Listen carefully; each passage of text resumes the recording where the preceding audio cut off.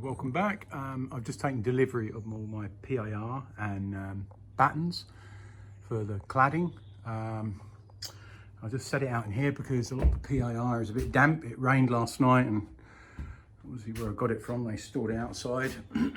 So I've positioned it in here, trying to put a little gap between them so that it'll get some air in between them and dry out. So what have I got?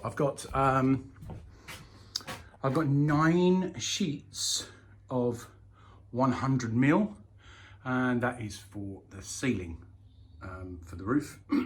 Cold roof system, 100 mil PIR, and then 70 mil at least ventilation clearance above the PIR for the cold roof design. Round the spotlights, see the wires hanging down there. Around the spotlights, I've got Aurora spotlights that are 47 mil deep. So round the spotlight area, I'll be creating a little box with this 40 mil PIR. So instead of 100 mil deep, it'll be 40 mil, which will create a like a 20 mil, 10 mil gap above the PIR. Aurora spotlights company said as long as they've got a 5 mil, a 5 centimeter, 50 mil gap, then they should be fine. So with a 40 mil PIR, so I keep saying 40 mil, yeah, 40 mil PIR, there should be plenty enough gap above. So that's 9 sheets of 100 mil PIR for the roof. I've worked out, should be enough. And then for the walls, I've got 90 mil PIR. I've got 12 sheets of that. Hopefully that'll be enough. My wife worked out the calculations. So hopefully that's enough. Blame her if it's not. So 90 mil, the studs are 100 mil thick, but the 90 mil should fit quite snugly in there. And the plasterboard sit right on top of that. I'll cut out round these electrical pipes and put rock wool down there, I think, as per Ali Dimmock's advice. So I'll have a go at that. So that's the PIR.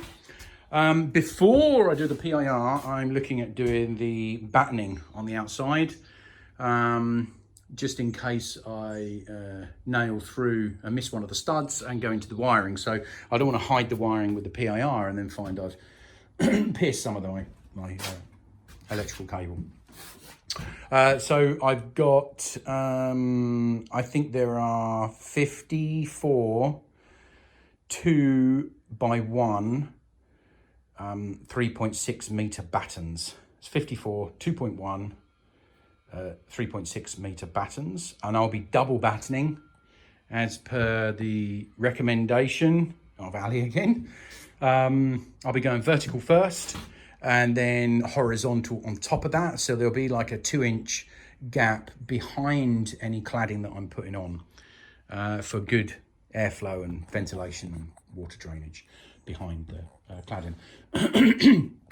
Along the 2 main long walls on the outside, down here, I'll be having, they're like roofing sheets down this side and the far side down the end there.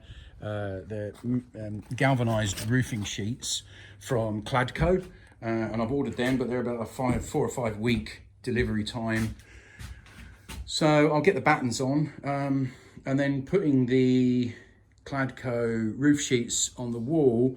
The fastenings that we'll be using are just 32 mil, so they shouldn't pierce anywhere near through the stud wall here and get near the wiring. It should just be straight into the battens, so there's plenty of clearance there.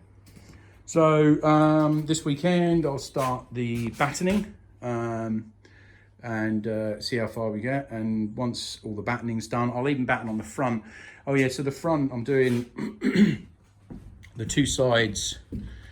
So back is with the Cladco metal roof sheets, which can't really be seen, and this here and this face here I'll just do in a cedar or something. Haven't quite decided yet, but I will be battening as well this weekend to so I can put all of the insulation on the inside and protect my wiring, my first fix wiring.